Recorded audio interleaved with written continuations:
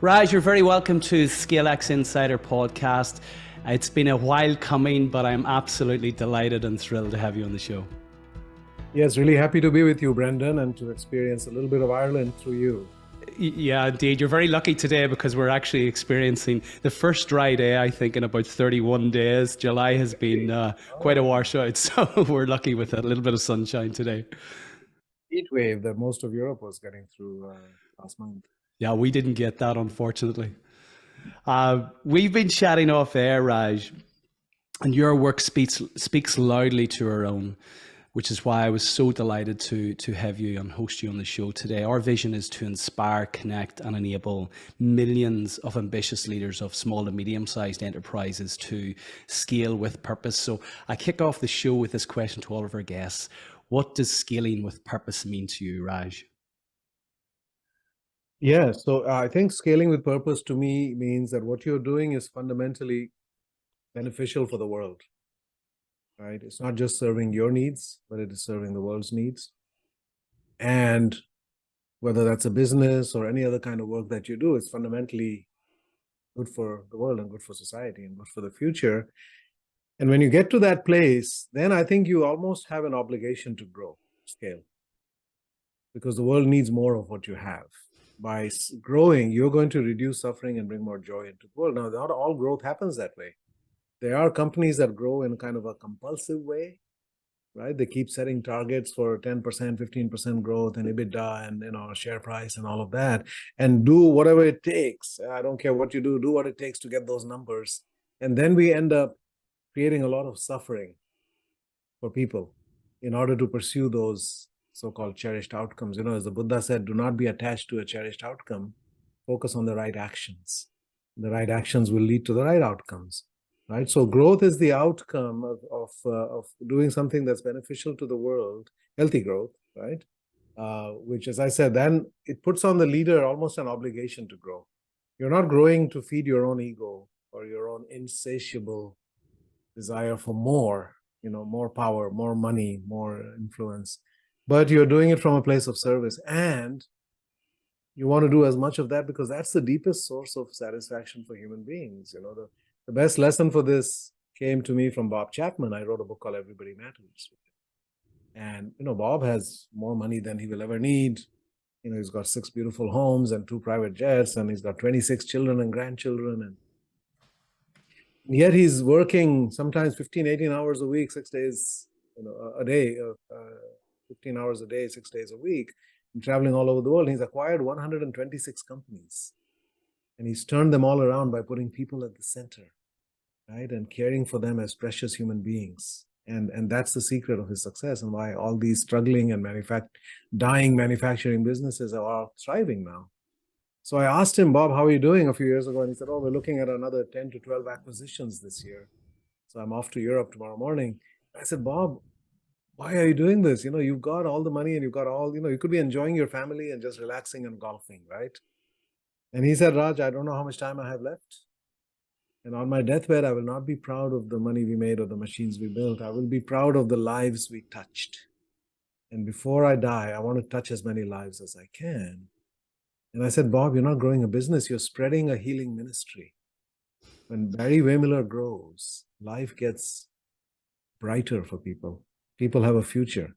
The same company that was under bankruptcy now suddenly has a future, right? And those towns have a future. So to me, that is the healthy growth, right? When Bob is on fire, and he's even at the age of 76, got tremendous energy and is tireless in pursuit of his vision. Because as he said, we measure success by the way we touch the lives of people, right? And if you're touching the lives of people in a positive way, you have an obligation, because the amount of suffering out there is endless. And you have an obligation to do as much of that. Once you've hit upon that formula, the way to do it that is working, then you have the obligation, I believe, right? You have a calling to scale that. And so that's really the biggest difference. I think there's compulsive growth, which I liken to empire building growth. If you think about the empires of old, right? Alexander the Great, and Attila, anybody with a great after their name, what did they do? They built these empires on what? On human suffering.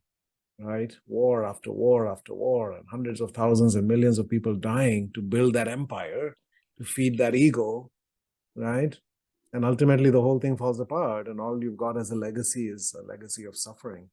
And we see that in business. There are business, conglomerates, General Electric under Jack Welch. Currently, you've got 3G Capital out of Brazil. They just grow like this monster, and they acquire companies and they lay off 30% of the people right away, and they put everybody else on this treadmill, rapidly, always accelerating treadmill of cutting costs and getting more revenues and squeezing every last penny. And those people burn out and have heart attacks, and those communities are devastated. And, it's just, at what price? That growth is causing a lot of suffering. You're scaling suffering versus you're scaling love and care in the world. I love that answer. It's the most substantial I've ever had to that question, and so much of that speaks to our own work. And I always think of the metaphor of dropping a pebble into the pond. When you touch a leader and they become conscious, when they awaken, when they heal, that ripple, that pebble causes a ripple that impacts their closest family, their team, their organization, their communities, society, and economies as a whole. And why we do what we do is 90% of businesses by volume are small to medium-sized enterprises. More than 70% of people who are work in small to medium-sized enterprises. So given the work that you do, which is hugely powerful, Raj, once we can influence positively the leadership of these SMEs, then the ripple effect is significant. And I'd like to get into that today. So, there's so many places we can go, but I think the natural place is to kind of go on a linear journey here of your journey.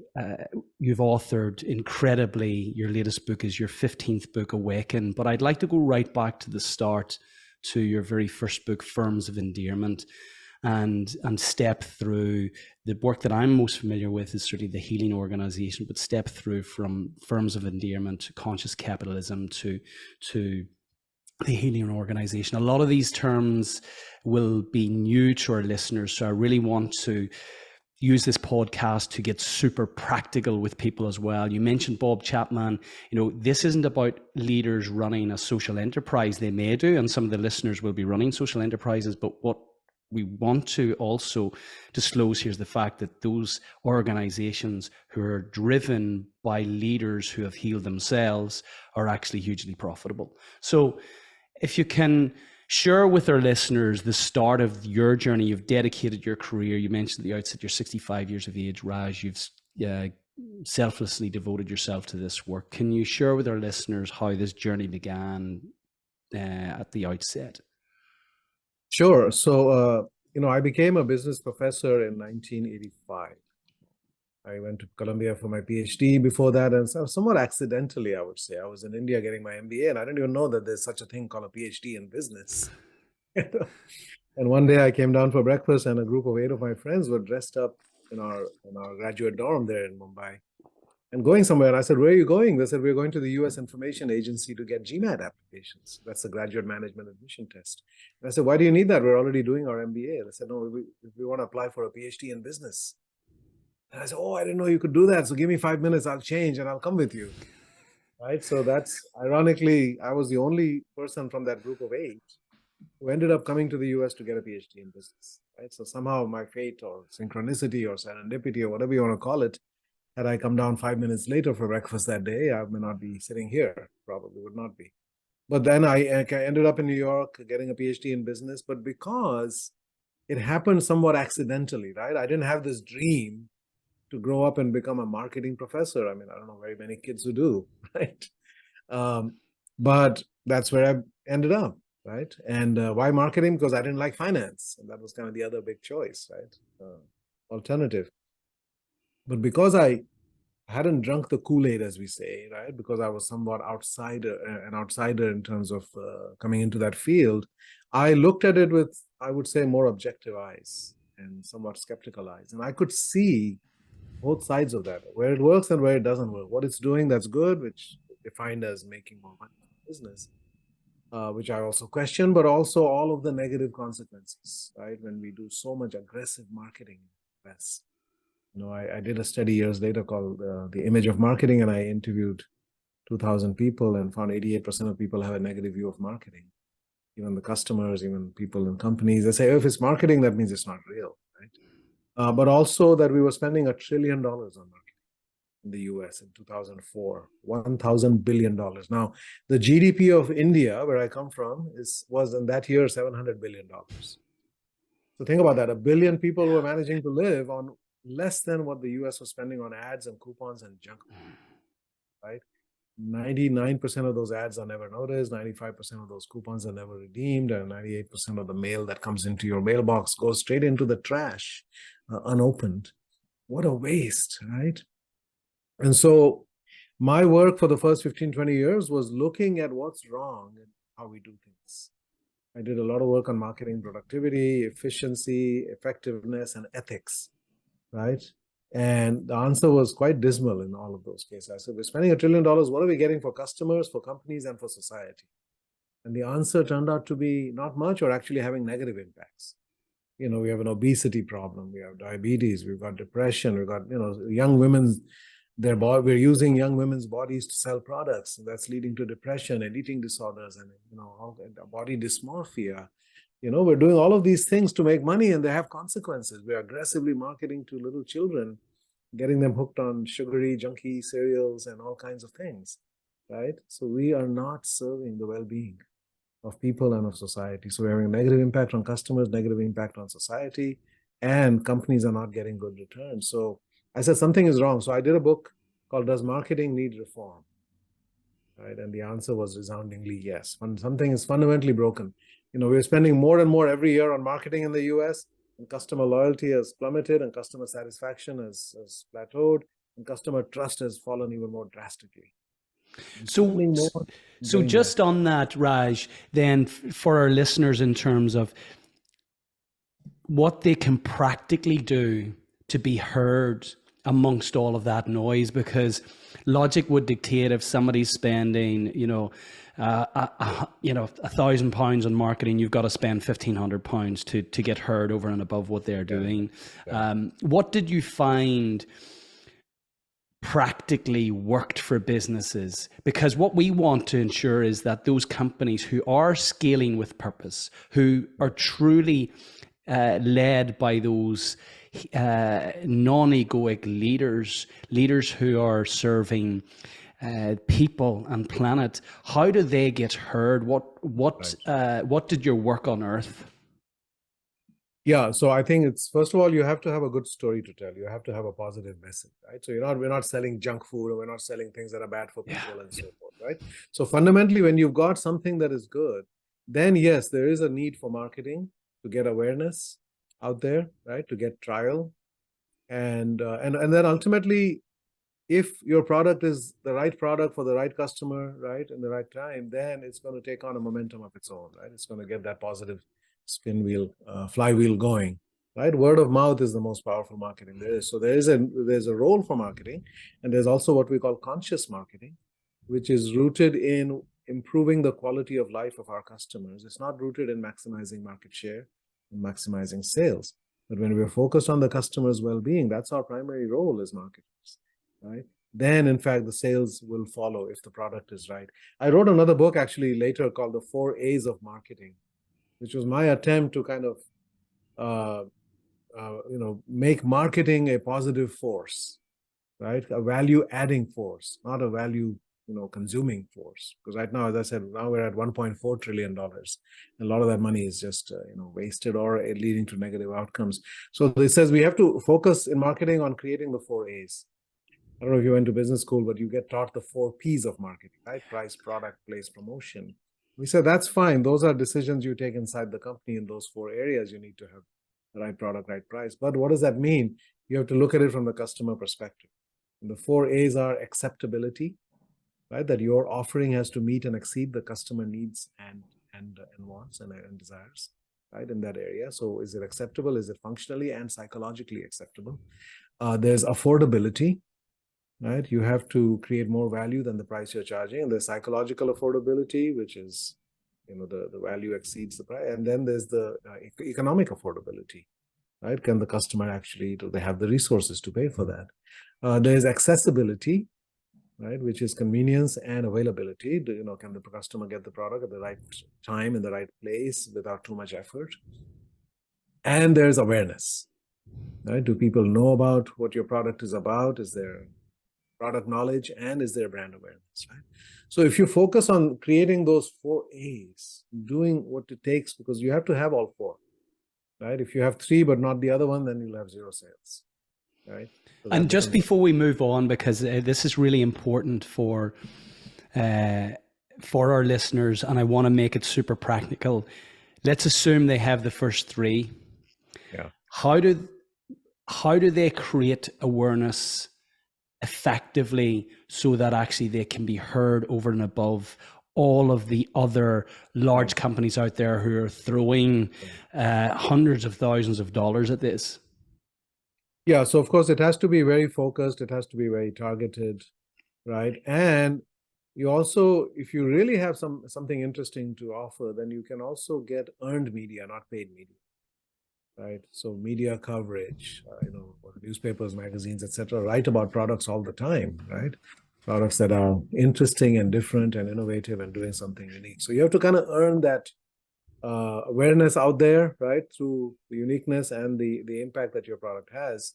And as I said, you have to be very focused, because the thing is, if you create awareness among people for whom there's no affordability, or for whom the product is not acceptable. So you have to look at who are the people for whom the product is already acceptable, who already they can afford it and they can access it. For that group of people, now let me create awareness, right? If I create awareness out there generally, then it's not going to help me, because some of those people can't afford it. Some of those people, it's not the right product for them. Some of those people are living in places where you can't get the product, etc. So again, it's really a matter of precise targeting of your efforts, right? And making sure, because your success only happens when all 4 of those overlap, right? Because you've got a certain set of people for whom it's acceptable, a certain set of people for whom it's affordable, a certain set of people for whom it's acceptable. And it's really the overlap between those 4, the Venn diagram, that's where sales are going to happen, right? Yeah. So we want to target our message and our advertising and outreach and whatever else we do to that audience. And then, I think a good marketer is like a good doctor, right? You don't give people medicine for the rest of their life, right? You say, take this for this amount of time and make these changes, and then you'll be okay. So I think we should intervene and have that campaign to get that ball rolling, right? But then ultimately, the product has to succeed on its own merits. If a product relies on continuous ads and coupons and sales and promotional tactics, then you're not really earning your customers' loyalty. You want to get to a point where customers are fanatically loyal to your product, and they're telling other people about it, right? And that's really the success of, I think, most of the great products. Right? It's really, and some of the greatest companies, most successful companies, have spent 0 on advertising. That is also the case. Who are exemplars in this? And arguably, as you're talking through the 4 A's, I'm thinking of the 5th A, which is avatar, and the 4 A's almost are sit inside the 5th A, which is the avatar. You must understand who you're selling to, and as you say, really just drive your message at that community, that tribe, as opposed to trying to take a machine gun approach across anyone. Oh, yeah. Oh, yeah. And by the way, using metaphors like machine gun, this is part of our problem in business, right? We have too much military language. Yeah, I agree with you, by the way. And we shoot for that. And, we have a really aggressive way of thinking about business, right? It's really about serving and taking care of people, right? And so, yeah, we do need to focus and say who benefits the most. So if I look at a company like Whole Foods, I got started in this journey. As I said, we did the book, Does Marketing Need Reform? And then I asked the question, okay, the general pattern is that companies spend huge amounts of money, billions in some cases, and they're getting lousy outcomes. So what are the opposite exemplars? Which are the companies that are spending very little and yet getting wonderful outcomes? And I started to look at, okay, which companies spend the least amount of money on marketing and that have highest levels of customer loyalty and trust. And I found 5 companies in the beginning. So one of them was Whole Foods Market, which you may not know over there. I believe they are in England, but maybe not in but the biggest natural and organic grocery retailer in the world, probably. Whole Foods at the time had a marketing budget that was 95% smaller than its industry average. Because they was only spending 5% compared to their competitors as a percentage of sales, right? And yet their customer loyalty and trust was some of the highest, probably the highest in the industry. They did not have a chief marketing officer. They didn't have an ad agency, right? 95% of what they did spend was spent at the store level, not at headquarters. And 90% of that really was just their community outreach, things that they did for their local. That's what they call marketing, right? But what they did do was make sure that every product that they sell is good for their customers, that they educate their customers when they come into their store, what's good for your body. You know, what you put into your body makes a difference to your health and the health of the food system and the health of the planet, right? And so they really get passionate employees who believe in that, who understand that, who are educating their customers, who then become passionate and loyal customers, who then bring in others through word of mouth. So they're treating everybody well, right? But it starts with that. If you're treating your customers not as customers, but as stakeholders, what does that mean?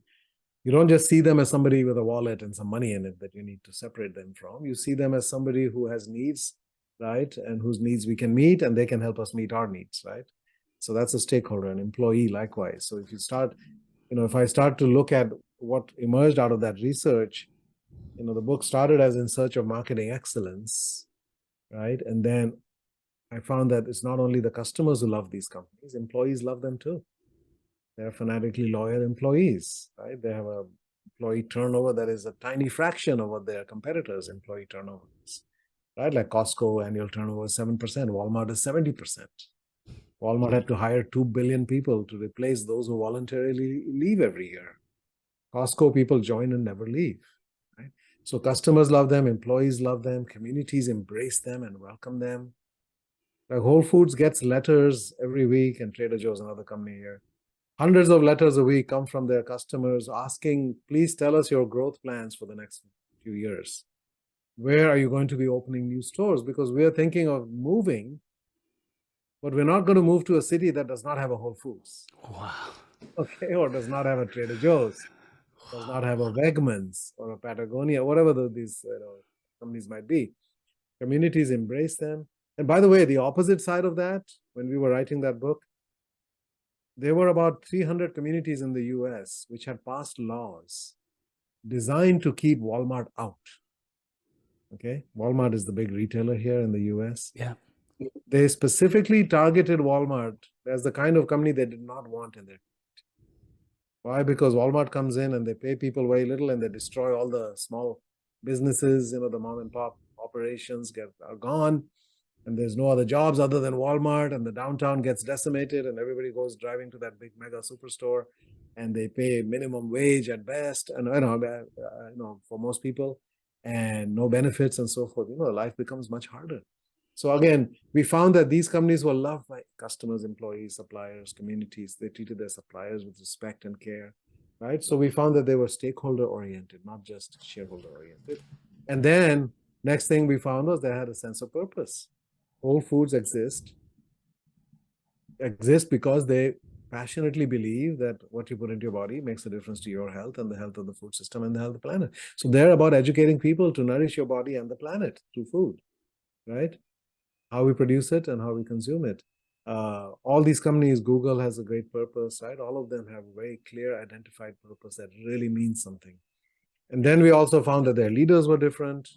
The leaders are passionate about the business itself. They're not just number crunchers, right? They don't just come in and look at the business through the lens of the balance sheet and income statement. They're actually passionate advocates for, at Whole Foods, doesn't matter if you're the chief financial officer or the chief technology officer, you're still a foodie who cares about health.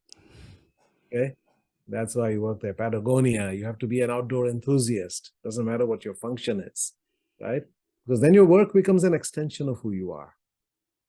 It's not like, oh God, I have to go to work. It's like, I get to go and do something that really matters to me, right? And so the leadership is different and the cultures are different. Most businesses have really toxic cultures. Employee engagement is only 20% worldwide. There's a lot of sad statistics like heart attacks are 20% higher on Mondays in the US and in the UK, right? Because of the stress connected to work. 120,000 Americans die from too much stress at work every year. 600,000 Chinese die from too much work. literally too much overwork. They had to invent a new word, right? So the human cost of business is way higher than we even acknowledge, right? The amount of suffering that goes into it. And so these companies that I then called firms of endearment, ultimately that book was published under that name, their employees love coming to work. They feel trusted, they're loved and cared for and respected, and there's autonomy, and there's respect and dignity and egalitarianism and so forth. People love coming to work at these companies. And so we discovered what later became the pillars of conscious capitalism through that research: higher purpose, stakeholder mindset, conscious leadership, and a caring culture, right? And then at the end of that research, I found 28 companies that fit that mold, loved by everybody, and all four of these things were present, right? And then we said, okay, how do they do financially? Now, we knew that many of them were paying much better wages to their frontline people. Like Costco was paying double of Walmart, right? Trader Joe was paying double of its industry average, providing much better benefits to their employees, covering most of their healthcare costs, for example, which is a big deal in the US. And is this, Raj, 28 companies from Fortune 500 companies, or what was? Oh, we had 18 public and 10 private. Okay. And what was initially your data range? How many companies did you look at the time? So we started with a simple question, right? We put a survey out there saying, tell us about companies you love. Which companies do you love? Okay, we got a list of about 400 or 500 names, right? And then we started screening out companies based upon these criteria that we ultimately developed, right? And we ended up with 60 companies, and then on which we did detailed case studies, because we looked at what are some of the reasons to exclude if they have some kind of an accounting scandal, for example, or if there's something in the media that talks about employees being unhappy or whatever. So people are saying they love these companies, but they don't know the totality of these companies. Okay. So we were looking for what are their weak points, right? Is it customers? Is it suppliers? Suppliers are often a blind spot. Many companies will love their employees and customers, but they treat their suppliers like stepchildren, like you don't matter. Or is there something they've done in polluting the environment? So we eliminated a whole bunch of companies, got it down to 60, did detailed case studies on those 60, and then we selected 28 who best fit the mold. As I said, we had a blend of private and public, mostly US. I think we did have BMW, and we had Toyota and Honda and IKEA. Actually, I think we're in the original set. Yeah. So we had two European companies and we had two Asian companies. But it was because the people we asked were Americans. So it had the limitation of, the sample that we started with. But we weren't looking for we were looking for examples of such companies, right? We weren't looking for the definitive set of these are only such companies exist. So we ended up at 28, as I said, 10, a disproportionate number of private companies. And I think this is true for your audience.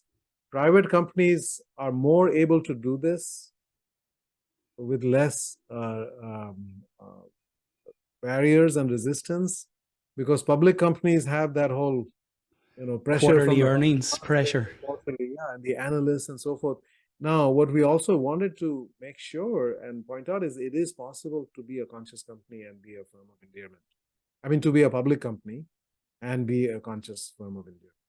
Right, so Whole Foods is public, Costco is public, right? Starbucks was public, Google was public, Harley Davidson was public. We had a lot of public companies. So it is possible, although it's harder, because Wall Street puts pressure on every company to be like every other company. They want you to reduce your costs, pay your people as little as possible, charge the highest prices that you can, do all the things that are going to give a bump to that stock price in the short term. Right. So yeah, that's the sample that we ended up with. And as I said, paying their people better, investing in their customer experience, paying their suppliers better. Their suppliers are healthy and profitable. They're not squeezing them.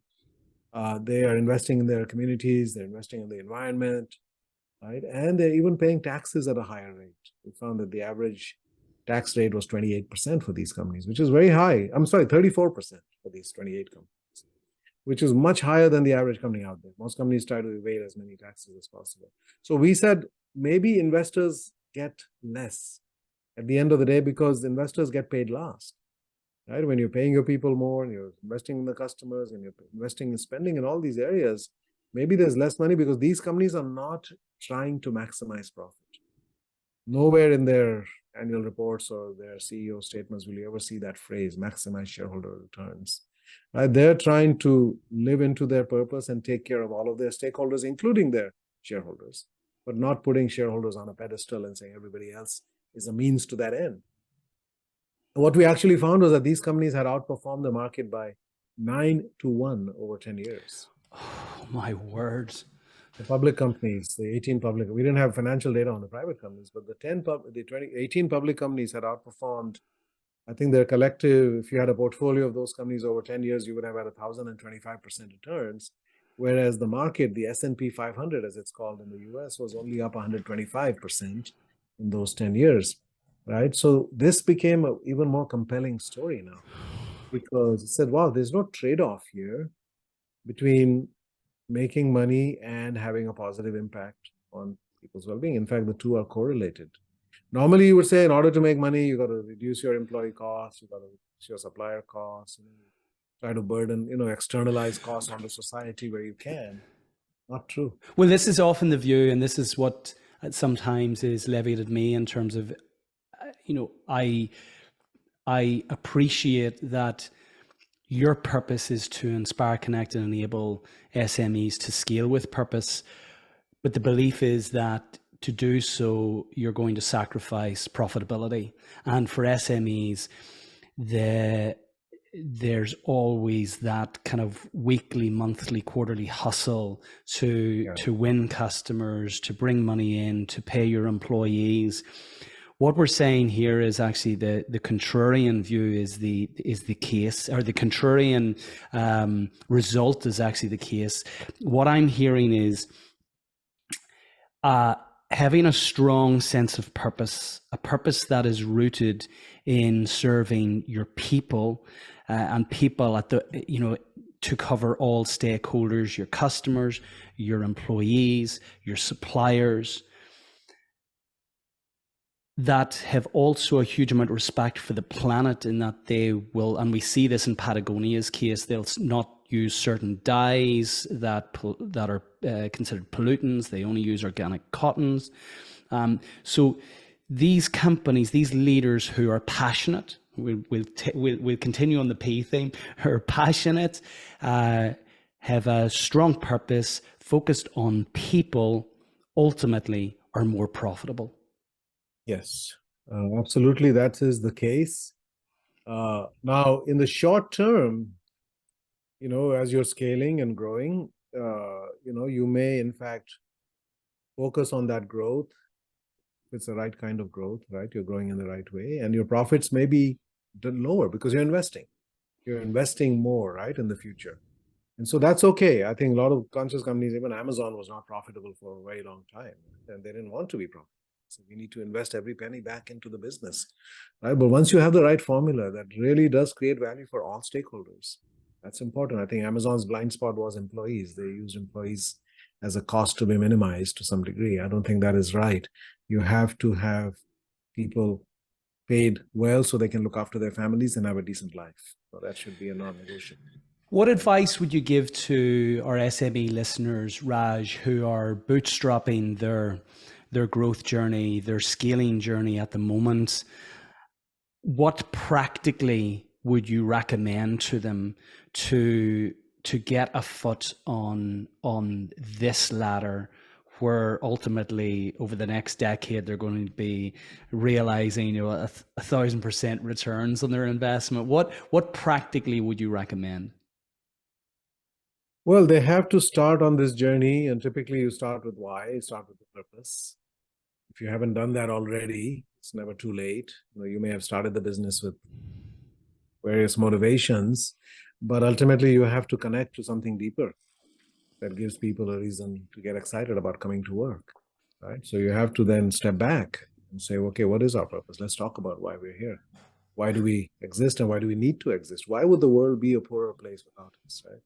So start with that, and then it has a purpose that has to matter not only to your customers, but it has to matter to your employees, right? It has to matter to your suppliers, has to matter to your investors, including you, but even outside investors, right? Etc. So it has to be something that resonates with all of your stakeholders, and you have to have that commitment of serving all of those stakeholders. You have to work on yourself as a leader. So you have to basically go through those 4 pillars. But as I said, you start with why, right? So we say purpose and stakeholders, but meanwhile, you're always working on yourself and asking the question, why am I doing this? Why am I a leader? Why am I running this business? Is it purely from a self-interest perspective? Am I simply doing this to make money?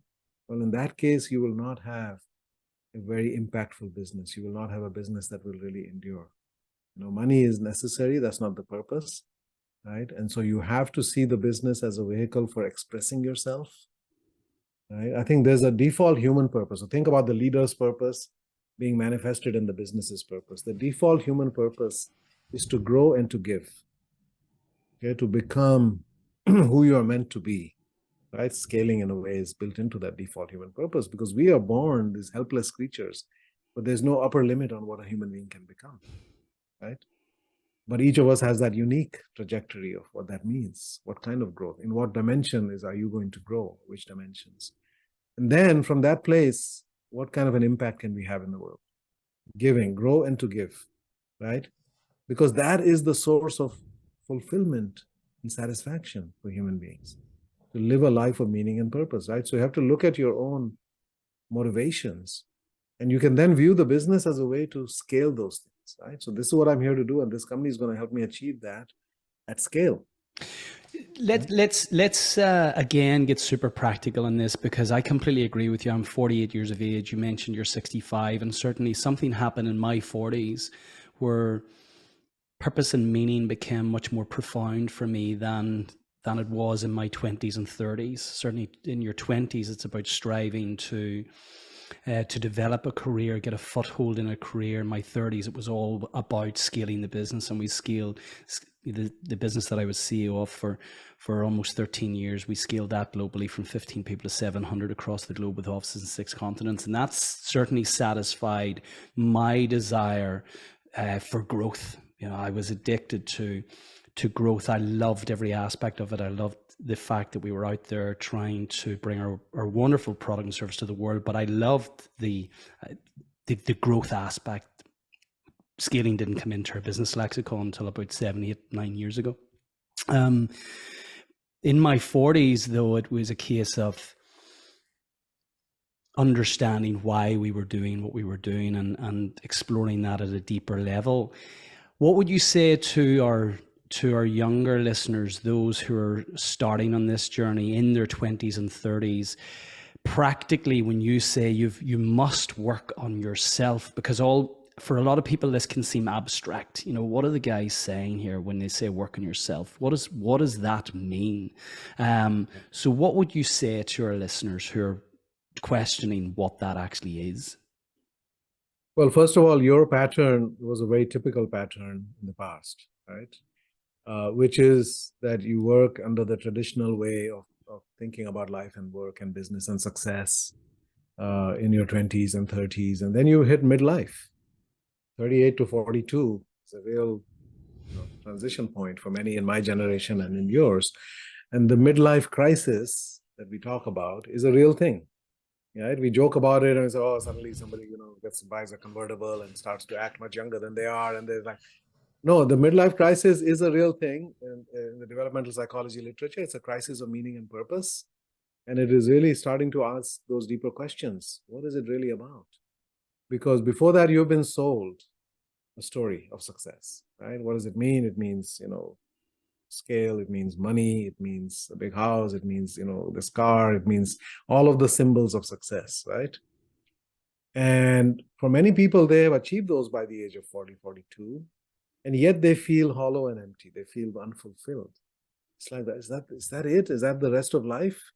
40 more years of this and then you die? Or is there something deeper? Like, why am I here? Why am I doing what I'm doing? Mark Twain said the 2 most important days of your life, right? The day you're born and the day you figure out why you. I love that. Yeah. Right? And so that hunger becomes very pronounced at midlife. And that's been true for a long time in human history. And that's why we see people then starting nonprofits or starting to volunteer time, set up foundations, because there's a hunger inside them, a spiritual hunger that is not being fulfilled by their work. Their work is fulfilling their material needs, but is not feeding their souls. and they need something for that, and that becomes a driving thing in their life. Now, the interesting thing that's happened in subsequent generations, if you look at millennials and the generations after that, that they're the most purpose-driven generations we've ever had at a much younger age. That they're purposeful in their 20s, that they're thinking about these questions, and they are determined to actually have a positive impact in the world. They're not just motivated by, can I get the highest paying job and, climb that corporate ladder as fast as I can. Many of them, some are, of course, but overall, more purposeful at a younger age. And trying to understand why that is. I mean, part of it is simply that they've grown up with the internet, World Wide Web, and there's just much more awareness. And secondly, the challenges that we face, like climate change and income inequality and many other things, those are much more visible now. They're much more apparent. And right? I want to come to that, because the latest Gallup survey suggests that as much as 80% of employees in organizations are disengaged, which just seems incredible. Yeah. Before we leave the working on yourself, what might that look like for somebody who's listening to this, and they've invested the time to listen to this? What would you appeal for them to do? Is this, go off on a retreat, meditate, get a journal, ask some profound questions, consult a therapist? What does it look like when we say to do the inner work and we're posing some of these existential questions? Yeah, but I would say all of the above. A leader should always be working on themselves, because their inner state is now magnified in the world through their organization. Yeah. Right? So who they are, their consciousness becomes a limit on the consciousness of the organization. If they get stuck at a particular level, the organization cannot progress beyond. Right? So it is their duty and responsibility to continually elevate their consciousness, to see things, from a higher level, to see things how they are connected, to understand at a deeper level. And so they would always be working on this. Make time, right, to work on yourself, to have some of these experiences, go on a silent retreat, go on a variety of spiritual experiences, go in the wilderness. Like John Mackey of Whole Foods spends 2 months hiking every year, all alone out there in the wilderness. That's where some of his best ideas come from. And ultimately, I've been thinking a lot about this in my more recent book, Awaken. I've kind of shared my journey. But my next book, which is called Healing Leaders, 7 Steps to Recovery of Self, which I'm working on. And I think these are steps that everybody should go through, and I can just quickly delineate those. It's know yourself. First step is know yourself. Who are you? Who is Brendan? Forget that you're Irish. Forget that you're Catholic. Forget that you're whatever, right? Who's the soul? What are your, what's your true nature when you were a little child? Well, who were you born as? What's your unique self, right? You have to know your unique self. And very often that gets clouded because we get taken over by our culture and our family and our, everything kind of tries to shape and mold us in a certain way. You have to know your true self, and you have to love yourself. And that's an important one, because if you don't love yourself, then everything you do in the world will come from a place of lack. It will come from a place of scarcity. You're trying to fill a hole.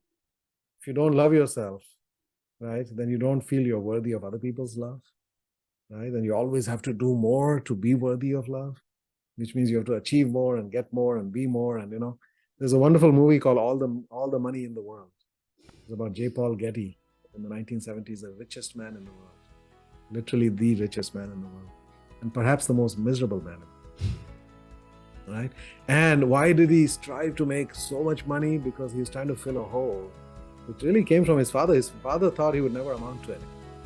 His father thought he would be an abject failure. Right? So he's all his life he's trying to show, no, I'm worthy, right? But he's miserable. He's so stingy that when people come to his house, his estate in England, they have to use a payphone if they want to make calls. Okay, they have to, and the butler will make change if you need change, right? That kind of thing. So again, loving yourself is a huge thing.